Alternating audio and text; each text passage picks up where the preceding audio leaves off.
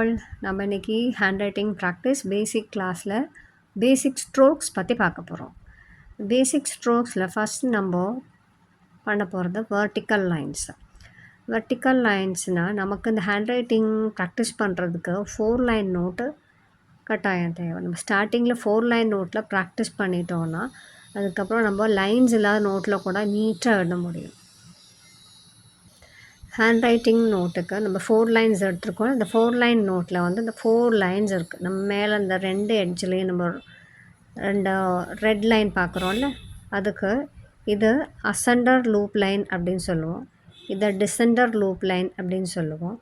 இந்த மிடில் இருக்கிற இந்த லைன்ஸ் இருக்குல்ல, இந்த ப்ளூ லைன் ஆர் இந்த க்ரே கலரில் தான் அந்த நோட்டில் இருக்குது. இந்த லைன்ஸை நம்ம ஜென்ரலி ப்ளூ கலரில் இருக்கும். இந்த லைன்ஸை வந்து நம்ம என்னன்னு சொல்லுவோம்னா பேஸ் லைன் அப்படின்னு சொல்லுவோம். இந்த பேஸ் லைனில் டச் பண்ணி வர லெட்டர்ஸும் இருக்குது. அசெண்டர் லூப் லெட்டர்ஸ் அப்படின்னு இந்த அசெண்டர் லைனில் டச் பண்ணி வர லெட்டர்ஸை அசெண்டர் லூப் லெட்டர்ஸ்ன்னு சொல்லுவோம். இந்த கீழே இருக்கிற ரெட் லைனில் டச் பண்ணி வர லெட்டர்ஸை டிசெண்டர் லூப் லெட்டர்ஸ் அப்படின்னு சொல்லுவோம். இப்போ ஃபஸ்ட் நம்ம பேசிக்காக இந்த ஸ்ட்ரோக்ஸ் எல்லாம் பார்த்துக்கிட்டு அதுக்கப்புறம் நம்ம இந்த அசெண்டர் லூப் லெட்டர்ஸ் என்ன, பேஸ் லைன் லெட்டர்ஸ் என்ன, டிசெண்டர் லூப் லைன் லெட்டர்ஸ் என்னன்னு சொல்லி கற்றுக்கலாம். வெர்டிக்கல் லைன்ஸை நம்ம வந்து ஃபஸ்ட்டு இந்த 2 பேஸ் லைன் இருக்குது. பேஸ் லைனில் கீழ் லைன்லேருந்து மேல் லைன் அதுதான் நம்ம யூஸ் பண்ணணும். அதுக்கு நம்ம இந்த மேல் அசெண்டரில் லூப் லெட்டர்ஸ் ஜாயின் பண்ணுற லைன் இருக்குல்ல, மேல் லைன் அதுலேருந்து இந்த பேஸ் லைன் கீழ் லைனுக்கு நம்ம லைன்ஸ் இந்த மாதிரி எழுதி ப்ராக்டிஸ் பண்ணிக்கணும். இந்த ஈக்குவல் இன்டர்வல்ஸில் நம்ம அந்த மாதிரி எழுதி ப்ராக்டிஸ் பண்ணணும்.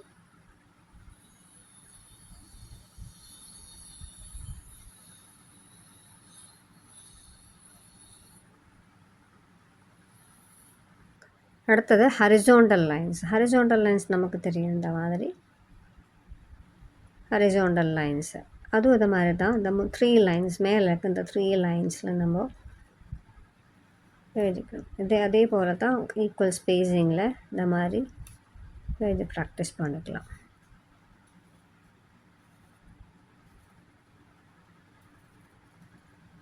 நெக்ஸ்ட் நம்ம பார்க்க போகிறது ஸ்லாண்டிங் லைன்ஸு. ஸ்லாண்டிங் லைன்ஸ்னால் ஜஸ்ட் நம்ம ரைட் சைடை கொஞ்சம் டில்ட் பண்ணி எழுதணும். நம்ம வெர்டிக்கல் லைன்ஸ் நம்ம ஸ்ட்ரைட்டாக ஆகிறனால இது நமக்கு கொஞ்சம் சாய்ச்சி ரைட் சைடை கொஞ்சம் டில்ட் பண்ணி எழுதணும். நம்ம மொதல் சொன்ன மாதிரி இந்த 3 லைன்ஸை ஜாயின் பண்ணி கொஞ்சம் நம்ம ரைட் சைடு கொஞ்சம் டில்ட் பண்ணி வரைக்கும்.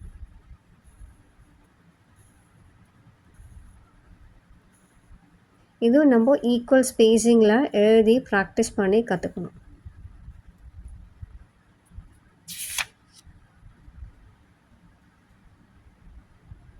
நம்ம மொதல் ஸ்லாண்டிங் லைன் பார்த்தோம்ல, அது நம்ம ரைட் சைடு கொஞ்சம் ஸ்லாண்ட் பண்ணி எழுதணும். இது கொஞ்சம் left side back slant left side. அதே மாதிரி தான் எதுவும் ஈக்குவல் ஸ்பேஸிங்கில் நம்ம இதை எழுதி கற்றுக்கணும். மேலே இருக்க 3 லைன்ஸ் தான் எதுவும்.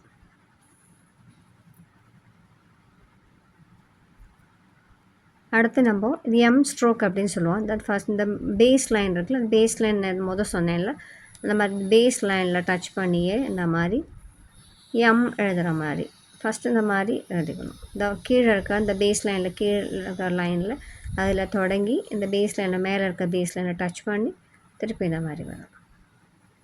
ஃபஸ்ட்டு இந்த மாதிரி சிங்கிளாக எழுதி கற்றுக்கணும் ஃபஸ்ட்டு இந்த மாதிரி. அதுக்கப்புறம் நல்ல ப்ராக்டிஸ் கிடச்ச உடனே நம்ம என்ன பண்ணுறோன்னா கண்டினியூஸாக கை எடுக்காமல் இந்த மாதிரி எழுதணும். இந்த எம் என் அந்த லெட்டர்ஸ்லாம் எழுதுறதுக்கு நமக்கு இது ரொம்ப யூஸ்ஃபுல்லாகும். இந்த மிடில் லைன்ஸ் மட்டும்தான், பேஸ் லைன் மட்டும்தான் டச் பண்ணியிருக்கணும் இந்த மாதிரி. நெக்ஸ்ட்டு இந்த டபிள்யூ ஸ்ட்ரோக். இந்த டபிள்யூ யூ எல்லாம் எழுதுறதுக்கு நமக்கு யூஸ்ஃபுல்லாகும். நம்ம மொதல் என் ஸ்ட்ரோக் நம்ம டபிள்யூ ஸ்ட்ரோக் எம் ஸ்ட்ரோக் அப்படிலாம் சொன்னால் அந்த ஸ்ட்ரோக் அதோட ரிவர்ஸு இந்த டபிள்யூ எழுதுகிற மாதிரி மேலே பேஸ் லைனில் மேல் லைன்லேருந்து தொடங்கி இந்த பேஸ் லைன் கீழ் லைனில் டச் பண்ணி திருப்பி மேலே போகும். நம்ம டபிள்யூ எல்லாம் எழுதுவோம்ல, ஃபஸ்ட்டு இந்த மாதிரி சிங்கிளாக எழுதி ப்ராக்டிஸ் பண்ணிக்கலாம். இது நல்ல ப்ராக்டிஸ் கிடச்சோடனே நம்ம என்ன பண்ணோன்னா கண்டினியூஸாக கை எடுக்காமல் இந்த மாதிரி எழுத கற்றுக்கணும் வித் ஈக்குவல் இன்டர்வல்ஸ்.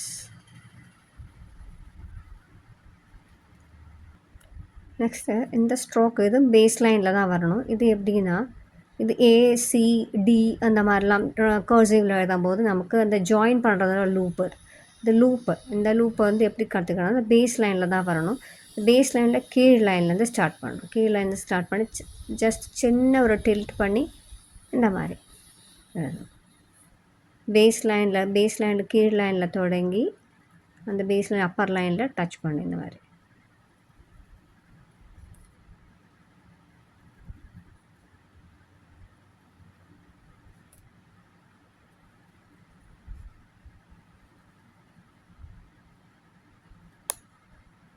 அடுத்தது எல் ஸ்ட்ரோக்கு. இதை நம்ம எல் அதெல்லாம் எழுதுறதுக்கு யூஸ்ஃபுல்லாகும். இந்த மாதிரி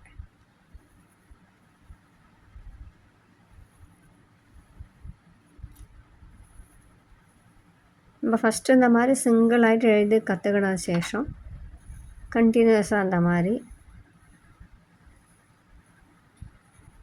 எழுத ப்ராக்டிஸ் பண்ணணும். அது நான் இன்னும் நெக்ஸ்ட் கிளாஸ்லாம் சொல்லி கொடுக்குறேன் உங்களுக்கு. நெக்ஸ்ட்டு இந்த ஜே ஸ்ட்ரோக், ஜே எழுதுகிற மாதிரி இந்த பேஸ் லைனில் கீழே பேஸ் லைன் இருக்குல்ல 2 லைன், அது கீழ் லைன்லேருந்து பேஸ் லைனில் மேல் லைன் டச் பண்ணி இந்த டிசெண்டர் லைன் கீழே ரெட் லைன் இருக்குல்ல அதில் டச் பண்ணி இந்த மாதிரி.